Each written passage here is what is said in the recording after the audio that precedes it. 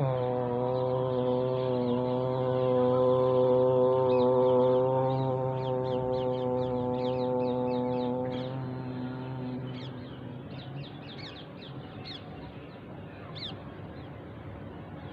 को प्रणाम, नमस्ते।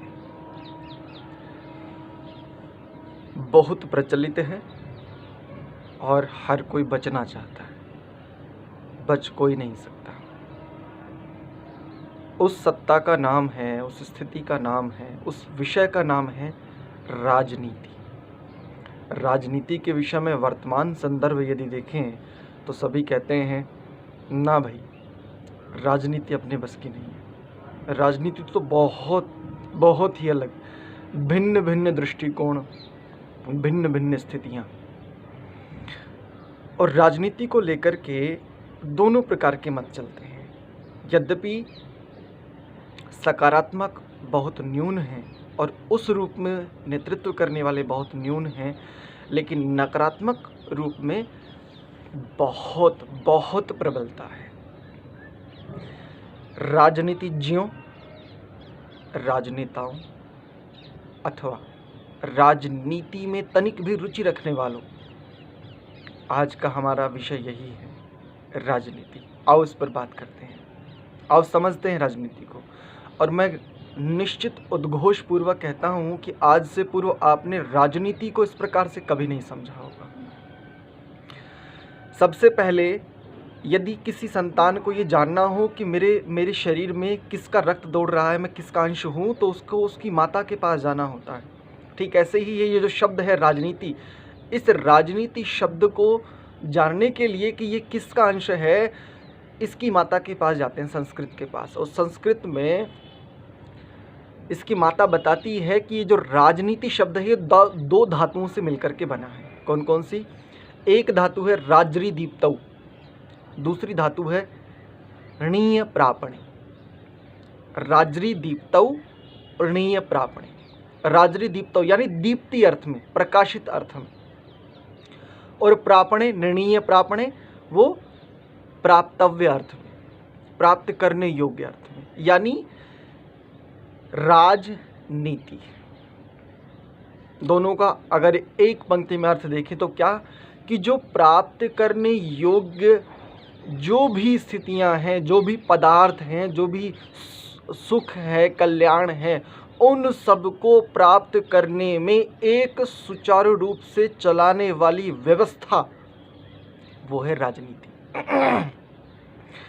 अच्छा, प्रापणीय यानी प्राप्त करने योग्य, क्या, किसको, कि क्या है ऐसा जो प्राप्त करने योग्य, क्या, कि जिसको हम प्राप्त करना चाहते हैं। तो फिर प्रश्न खड़ा होता है कि किसको प्राप्त करना चाहते हैं? तो उसका उत्तर है कि जिसके लिए हम सब प्रयत्नशील हैं। किसके लिए प्रयत्नशील हैं? कि जिसकी मांग सभी को है। किसकी मांग है? बस यहां पर इसको आज हम इस तथ्य को सुलझाते हैं। वस्तुतः सुख की मांग है, लेकिन सुख को भी दो रूपों में देख लीजिए। एक है केवल सुख, उसको न्याय से, अन्याय से, धर्म से, अधर्म से, क्रूरता से, दया से, हिंसा से, अहिंसा से, वीरता से, कायरता से कोई लेना देना नहीं, केवल सुख से लेना देना है। एक ये भी सुख है, और एक दूसरा सुख है जिसको कहते हैं कल्याणकारी सुख, वो भी सुख है। तो यानी हम किसके लिए सभी प्रयत्नशील हैं? सुख के लिए। और वो सुख कैसा होना चाहिए? कल्याणकारी होना चाहिए। यदि वो सुख कल्याणकारी है, और ऐसे कल्याणकारी सुख, ऐसे प्राप्तव्य की प्राप्ति के लिए यदि कोई भी शासक, कोई भी नेतृत्वकर्ता नेतृत्व कर रहा है, नीतियों के अनुसार शासन कर रहा है, निस्संदेह वो राजनेता कहलाने योग्य है। अब आप एक प्रश्न और कर सकते हो, या आपके मन में एक प्रश्न आ रहा होगा कि भाई हम आपकी बात क्यों माने? तो देखो, संसार में जितने भी जितनी भी विचारधाराएं हैं, जितने भी मत पंथ संप्रदाय हैं, इन सब के मूल में क्या है, या इन सब के लिए जो कहें कि यह सब कहाँ से निकले, किसके विकृति, मतलब किसको ठीक से ना समझने के कारण विकृत होते होते यहाँ तक पहुँचे, उसका एक उत्तर होगा वेद। उसी वेद से एक प्रमाण देता हूँ आपको, और उससे आपको समझ में आएगा कि राजनीति, राजृदीप्तो धातु से, ऋणीय प्रापणे धातु से जो ये शब्द बनता है, ये वास्तव में कितना सार्थक है, कितना सत्य है। दूसरे विषय पर भी, इसके दूसरे संदर्भ पर भी अभी चर्चा करूंगा, लेकिन सबसे पहले वेद का एक प्रमाण देख लीजिए। ये ऋग्वेद के तीसरे मंडल के 38वें सूक्त का छठा मंत्र है। मंत्र है त्रीणि राजाना विदथे पुरूणि परि विश्वानि भूषतः सदांसी। इसका सामान्य अर्थ भी समझ लीजिए। ईश्वर उपदेश करता है कि राजाना, राजा और प्रजा के पुरुष मिलके विदथे सुख प्राप्ति और विज्ञान वृद्धि कारक प्रजा राजा के संबंध रूप व्यवहार में त्रीणि सदांसी, इसको ध्यान से समझिएगा, यानी राजनीति का सार त्रीणि सदांसी, तीन सभा अर्थात विद्यार्य सभा, धर्मार्य सभा और राजार्य सभा नियत करके पुरूणि बहुत प्रकार के विश्वानी समग्र प्रजा संबंधी, समग्रता की बात की है यहाँ पर, किसी वर्ग विशेष की नहीं, समग्र प्रजा संबंधी मनुष्य आदि प्राणियों के। देखिए, केवल मनुष्य की बात नहीं की है यहाँ पर, राजनीति से केवल मनुष्यों के संदर्भ में कहा जाता है। यहाँ पर क्या करें, प्रजा संबंधी, समग्र प्रजा संबंधी मनुष्य आदि, यानी पशु भी प्रजा हैं, अन्य पक्षी भी प्रजा हैं, प्राणियों को परिभूषतः सब ओर से विद्या, स्वातंत्र्य, धर्म, सुशिक्षा और धनादि से अलंकृत करें। ये रहा वेद का प्रमाण। इसमें तीन बातें मुख्यतया कही गई। कौन कौन सी? विद्या, धर्म और राज। राज कब हो सकता है, राज की सिद्धि कब होगी? जब विद्या होगी। और विद्या के पश्चात किसका उदय होगा? धर्म का। धर्म क्या? धारण करने योग्य संसार में जो कुछ भी है जिससे वास्तव में कल्याण हो, वो सब धर्म है। जिससे समग्र प्राणियों का कल्याण जिसमें निहित हो, ऐसी जो भी धारण करने योग्य स्थिति है, उस तत्व का, उस वस्तु स्थिति का नाम है धर्म। तो पहले विद्या, धर्म, और जो विद्या और धर्म दोनों में निष्णात हो, उसके पश्चात क्या कहा? राज आर्य सभा। इसके पश्चात राज की इन्होंने बात कही। वर्तमान संदर्भ में घटा लीजिए, आज राजनीति को लेकर के क्या समझा जाता है। राजनीति की थोड़ी व्याख्या कर देते हैं वर्तमान संदर्भ में। जो बहुत बड़ा गैंगस्टर हो वो क्या बनेगा? राजनेता। जिस पर बहुत सारे केस हों, विभिन्न प्रकार के क्रूरताओं के, चोरी, डकैती इत्यादि इत्यादि, वो क्या बनेगा? राजनेता। जो किसी एक वर्ग विशेष को लेकर के, चाहे क्रूरता, सारी सीमाएं पार हो जाएं, वो क्या बनेगा? राजनेता। और भ्रष्टाचार, लोलुपता, एक प्रकार से कहें अन्याय पूर्वक जितना भी मनुष्य कर सकता है, उस सब को करने वाला राजनेता। और देखो, भड़काऊ भाषण देने वाला रातों रात राजनेता बन जाते हैं। उनकी विद्या है, कोई संबंध नहीं, उस व्यक्ति में कैसे गुण हैं, कोई मतलब नहीं इन स्थितियों से, लेकिन रातों रात नेता बन गए। और देखो, किसी ने किसी के लिए उसको आवश्यकता है या नहीं, ऐसे ही काम उसने बहुत थोड़ा सा किया, लेकिन उसके पास एक टीम है, कुछ समूह है उसके पास, छोटे से काम को बहुत बड़ा प्रकाशित कर देने। यही है ना राजनीति वर्तमान में। और देखो,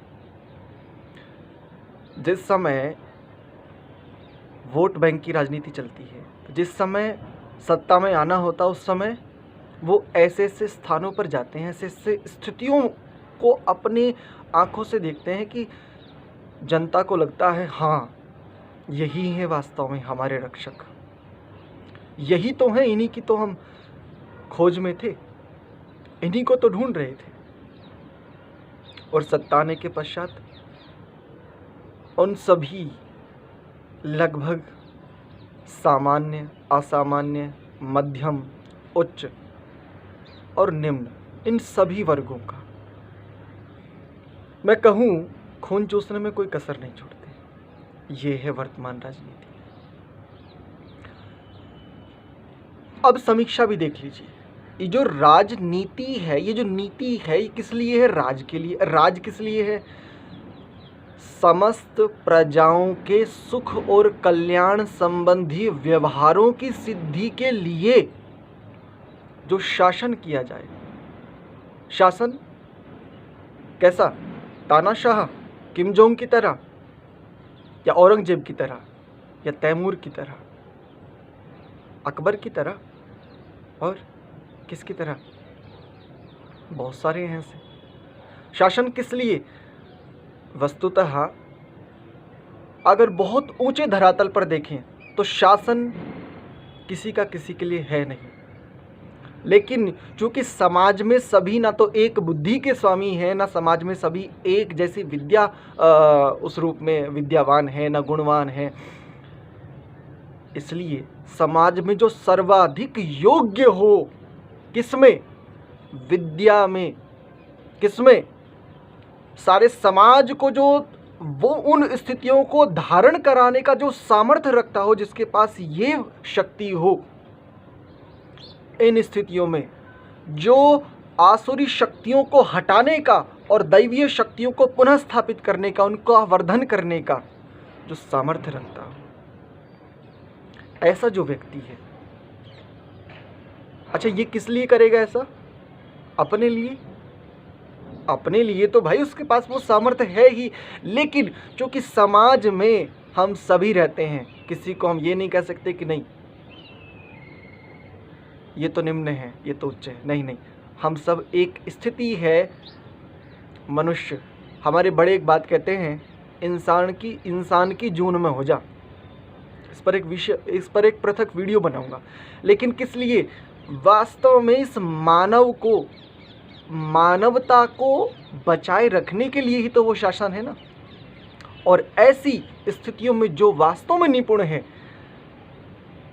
यानी हम सब की, मनुष्यों की ही नहीं, मनुष्यों से इतर जो भी पशु, पक्षी, जलचर इत्यादि जो भी प्राणी हैं, समस्त प्राणियों के हित के लिए, सुख के लिए, और यदि मूल बात कहूँ तो कल्याण के लिए जो नेतृत्व करता है, और ऐसे नेतृत्व करने के लिए जिन नियमों की, जिन आवश्यकताओं की उस रूप में, ऐसे समझिए कि जिन नियमों के द्वारा एक व्यवस्था बना करके इन सबको सिद्ध किया जा सके, उसको कहेंगे राजनीति। राजनीति बहुत सामान्य लोगों पर, या ऐसे समझिए कि निर्बलों के ऊपर सबलों का अत्याचार राजनीति नहीं है, लेकिन वर्तमान में यही है। वर्तमान में निर्बलों के ऊपर जो सबल हैं, जो बलशाली हैं, उनका अत्याचार है राजनीति। जो निर्धन है, निर्धनों के ऊपर धनवानों का एक क्रूरता पूर्वक शासन है राजनीति। वास्तव में राजनीति शब्द ये नहीं कह रहा है। यहाँ तो दीप्ति अर्थ में, प्रकाशित अर्थ में किसको प्राप्तव्य, कौन प्राप्तव्य? जिसकी प्राप्ति की कामना हम सब करते हैं। किसकी प्राप्ति की कामना करते हैं? जिसको हम सब चाहते हैं। अब हम सब में केवल मनुष्य ही नहीं, उसमें तो पशु पक्षी इत्यादि सब आ जाएंगे। सब सुख चाहते हैं, और कैसा सुख? जो हिंसा आदि से रहित हो, जो क्रूरता आदि से रहित हो। तो देखिए, राजनीति यदि खड़ा है कहीं पर, यदि राजनीति को खड़ा होना चाहिए तो कम से कम उसमें 3 स्तंभ होने चाहिए। सबसे पहले विद्या। विद्या किसको कहते हैं? पृथ्वी से लेकर के परमेश्वर पर्यंत समस्त पदार्थों का यथावत ज्ञान। और ज्ञान किसको कहते हैं? प्रत्यक्षात्मकम ज्ञानम। अग्नि 100 बार, 1000 बार, लाख बार कह लो, लेकिन अग्नि को जैसे एक बार स्पर्श कर लो तो ये प्रत्यक्ष हो जाता है। इसको कहते हैं प्रत्यक्षात्मकम ज्ञानम, यानी सबसे पहले विद्या। उसके पश्चात धर्म। मैंने पूर्व में भी कहा कि समस्त संसार में समस्त प्राणियों के लिए जो धारण करने योग्य जो भी स्थितियां हैं वो धर्म, विद्या, धर्म। और इन विद्या और धर्म की वृद्धि करने वाले, वर्धन करने वाले जो सामर्थ्य रखते हैं, ऐसी व्यवस्थाओं को, ऐसे नियमों को अपने ऊपर और समाज के ऊपर लागू करते हुए सभी प्राणियों के सुख के लिए, कल्याण के लिए जो भी पुरुषार्थ किया जाता है उसको कहते हैं राजनीति। बस मैं यही कहूँगा कि हम कहीं ना कहीं इस रूप में समझें। बहुत सारी विकृतियाँ चारों ओर आ रही हैं, विभिन्न प्रकार की आ रही हैं। आज बहुत सारी ऐसी स्थितियाँ चल रही हैं। कोरोना है ना, सुप्रीम कोर्ट कहता है कि तुम्हें राइट है कि तुम वैक्सीनेशन कराओ या नहीं कराओ, लेकिन हमारे ही, जिनको कहूँ कि तथा कथित राजनेता,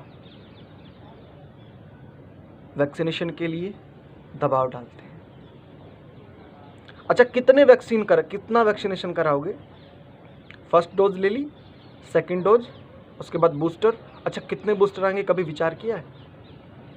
ये है राजनीति। इसके पीछे बहुत सारे तथ्य हैं, मैं उस पर नहीं जाना चाहता, लेकिन बस इतना कहूंगा, क्रूरता और क्रूरतम स्थितियां वर्तमान में हैं। ये राजनीति नहीं है, ये कुछ और ही है राजनीति के नाम पर। और एक मानसिकता हमें बदलनी होगी कि राजनीति बहुत गंदी है। गंदी वास्तव में राजनीति नहीं है। उस शासन व्यवस्था को जो संचालित करने वाले जो लोग हैं, उनके पास, जिनको आपने चुन करके भेजा है, क्या उनके पास ये स्थितियां हैं? यदि उनके पास ये स्थितियां हैं तो वास्तव में आपने बहुत सटीक चुनाव किया है। लेकिन जब हमें ये ही नहीं पता कि राजनीति का वास्तव में अर्थ क्या है, तो यही होगा। अब एक बात और सुन लीजिए, आप ये नहीं कह सकते कि मुझे तो पता नहीं था, मुझे तो ज्ञान ही नहीं था, मेरे पास तो विद्या ही नहीं थी, तो मेरा कोई उस रूप में कोई दायित्व नहीं। यदि मैं किसी भी देश में जाकर के किसी मनुष्य की हत्या कर दूं और मैं कहूं कि साहब मुझे तो यहाँ का संविधान पता ही नहीं था, बताओ वहाँ की सरकार मुझे छोड़ेगी? वहाँ की सरकार पहले मुझे वहाँ का कॉन्स्टिट्यूशन पढ़ाएगी? नहीं ना। ठीक ऐसे ही हमें पता करना पड़ेगा, हमें इस गंदगी को साफ करना पड़ेगा। मैं ये नहीं कहता सब राजनेता नहीं हो सकते, सामर्थ्य है ही नहीं, लेकिन सबसे पहले राजनीति को समझ तो लीजिए है क्या इत्यादि। आशा करता हूँ आप लोग समझे होंगे। 3 कम से कम होने चाहिए। फिर कह रहा हूँ, प्राप्तव्य जो स्थितियां हैं उन स्थितियों को प्रकाशित करने वाला जो शासन है उसको कहते हैं राजनीति। कम से कम उसमें 3 स्तंभ होते हैं। सबसे पहले विद्या, यथा योग्य ज्ञान, यथावत ज्ञान। उसके पश्चात धर्म, धारणात् स धर्मः। उसके पश्चात राज। राज किस लिए? एक वास्तव में व्यवस्था को बनाने के लिए, व्यवस्था को निरंतर बनाए रखने के लिए, और व्यवस्था को व्यवस्थित बनाए रखने के लिए इत्यादि। बस इतना ही। ईश्वर करे हमारा जो भी प्रयास है, हम इस ब्रह्मांड में जो भी दे रहे हैं वो परमात्मा की कृपा से है। निश्चित ही फल को प्राप्त हो। पुनः सभी को प्रणाम, नमस्ते।